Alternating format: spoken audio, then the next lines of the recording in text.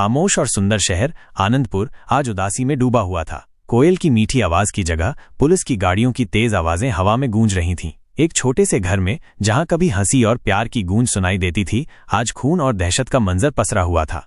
ये घर श्रीमती वीणा देवी का था। एक प्यारी माँ और एक अच्छी पड़ोसी के तौर पर वे पूरे आनंदपुर में जानी जाती थीं। लेकिन आज उनकी बेजान बॉडी उनके ही कमरे में खून से सनी पड़ी थी। उनके शरीर पर चाकू के बहुत सारे निशान थे, जो किसी बड़ी दुश्मनी या अचानक गुस्से का नतीजा लग रहे थे।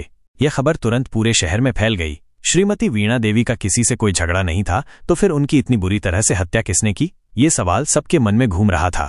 पुलिस इंस्पेक्टर विक्रम सिंह, एक समझदार और तेज अफसर, तुरंत मौके पर पहुंचे। उन्होंने कमरे को ध्यान से देखा। सब कुछ बिखरा हुआ था, जैसे कोई बहुत बड़ी लड़ाई हुई हो। कीमती चीजें वहीं पड़ी थीं, जिससे चोरी की बात गलत साबित हो गई। श्रीमती वीणा देवी का एक ही बेटा था, राहुल, एक समय का होशियार लड़का जो गलत दोस्तों के साथ रहकर नशे का आदी हो गया था। पिछले कुछ सालों से राहुल अपनी माँ के लिए बहुत बड़ी परेशानी बन गया था। वो अक्सर उनसे पैसों के लिए झगड़ा करता था और नशे की हालत में घर में तोड़फोड़ भी करता था। इसलिए पुलिस का पहला शक राहुल पर गया। उसे तुरंत पकड़ लिया गया। पूछताछ के दौरान राहुल शांत और लापरवाह लग रहा था। उसने अपनी माँ की हत्या से मना किया, लेकिन उसके चेहरे पर कोई दुख या पछतावा नहीं था। उसने बताया कि वो पिछली रात घर पर नहीं था। वो अपने दोस्तों के साथ शहर के बाहर एक पार्टी में गया था और सुबह ही लौटा। पुलिस ने राहुल के दोस्तों से पूछा, जिन्होंने उसकी बात को सही बताया। हालांकि इंस्पेक्टर विक्रम सिंह को राहुल की कहानी पर पूरी तरह से यकीन नहीं था। उन्हें लग रहा था कि कुछ तो गड़बड़ है। जांच आगे बढ़ी। पुलिस ने पड़ोसियों से पूछा, किसी ने भी रात में घर से कोई अजीब आवाज नहीं सुनी थी। श्रीमती वीणा देवी हमेशा शांत स्वभाव की महिला थीं और उनका किसी से कोई झगड़ा नहीं था। विक्रम सिंह ने घर को दोबारा देखा। उनकी नजर एक छोटी सी चीज पर पड़ी, जिसे पहले ध्यान नहीं दिया गया था। श्रीमती वीणा देवी के बिस्तर के नीचे एक टूटा हुआ कांच का टुकड़ा मिला। ये टुकड़ा किसी महंगे परफ्यूम की बोतल का लग रहा था। श्रीमती वीणा देवी इस तरह का परफ्यूम इस्तेमाल नहीं करती थीं। ये एक नया सुराग था। इंस्पेक्टर विक्रम सिंह ने राहुल से इस बारे में पूछा। राहुल ने कहा कि उसे कुछ नहीं पता। उसने कहा कि उसने कभी ऐसा परफ्यूम नहीं देखा। जांच धीरे धीरे आगे बढ़ रही थी, लेकिन कातिल अभी भी पुलिस की पकड़ से दूर था। शहर में डर का माहौल था। लोग अपने घरों में छुपे हुए थे और हर किसी को शक की नजर से देख रहे थे। कुछ दिनों बाद पुलिस को एक और जरूरी सुराग मिला। श्रीमती वीणा देवी के घर के पास लगे सीसीटीवी कैमरे की रिकॉर्डिंग में उस रात एक अनजान आदमी को उनके घर में जाते हुए देखा गया। रिकॉर्डिंग साफ नहीं थी, लेकिन उस आदमी का कदकाठी राहुल जैसा ही था। ये देखकर इंस्पेक्टर विक्रम सिंह का शक और बढ़ गया। क्या राहुल ने झूठ बोला था? क्या वो रात को घर आया था और अपनी माँ की हत्या कर दी थी? पुलिस ने राहुल से फिर से पूछताछ की। इस बार इंस्पेक्टर विक्रम सिंह ने उस सीसीटीवी रिकॉर्डिंग का जिक्र किया। राहुल घबरा गया। उसके चेहरे का रंग उड़ गया, लेकिन फिर भी उसने अपना जुर्म नहीं माना।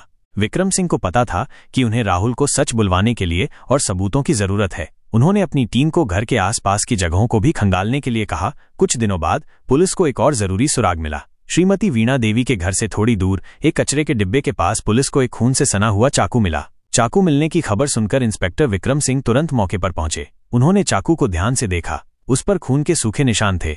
विक्रम सिंह ने फॉरेंसिक टीम को बुलाया और चाकू को जांच के लिए भेजा। कुछ घंटों बाद रिपोर्ट आई। चाकू पर मिले खून के निशान श्रीमती वीणा देवी के थे, और सबसे चौंकाने वाली बात यह थी कि चाकू पर राहुल की उंगलियों के निशान भी मौजूद थे। ये पक्का सबूत था। अब राहुल के पास मना करने का कोई रास्ता नहीं बचा था। सख्ती से पूछताछ करने पर राहुल टूट गया और उसने अपनी माँ की हत्या की बात मान ली। उसने बताया कि उस रात वो पार्टी से छिपकर घर लौट आया था। उसे पैसों की बहुत जरूरत थी और उसने अपनी माँ से पैसे मांगे। श्रीमती वीणा देवी ने उसे पैसे देने से मना कर दिया और उसे नशे की आदत छोड़ने के लिए कहा। इस बात पर दोनों के बीच बहुत तेज बहस हुई।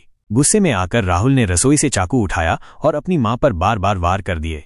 हत्या के बाद राहुल ने सबूत मिटाने की कोशिश की और फिर वापस पार्टी में चला गया ताकि किसी को उस पर शक न हो। लेकिन कानून के हाथ लंबे होते हैं और आखिरकार वो पकड़ा गया। आनंदपुर के लोगों को ये जानकर बहुत दुख हुआ कि श्रीमती वीणा देवी का कातिल कोई और नहीं बल्कि उनका अपना बेटा राहुल था। जिस बेटे को उन्होंने इतने प्यार और दुलार से पाला था, उसी ने उनकी जान ले ली।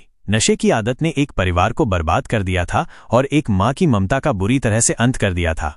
इस घटना ने पूरे शहर को हिलाकर रख दिया। लोगों को समझ में आया कि नशा किस तरह इंसान को अंधा और क्रूर बना सकता है। श्रीमती वीणा देवी की दर्दनाक मौत एक चेतावनी थी, एक याद दिलाती थी कि नशे की बुराई समाज को किस तरह कमजोर कर सकती है।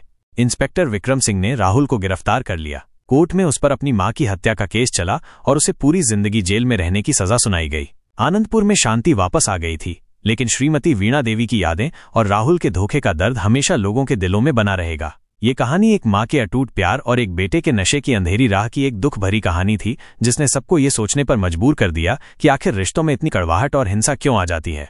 अगर आपको ये कहानी पसंद आई हो तो इसे लाइक करें, नीचे कमेंट करके अपनी राय बताएं और ज़्यादा से ज़्यादा लोगों के साथ शेयर करें। ऐसी और कहानियों के लिए हमारे चैनल को सब्सक्राइब करना न भूलें।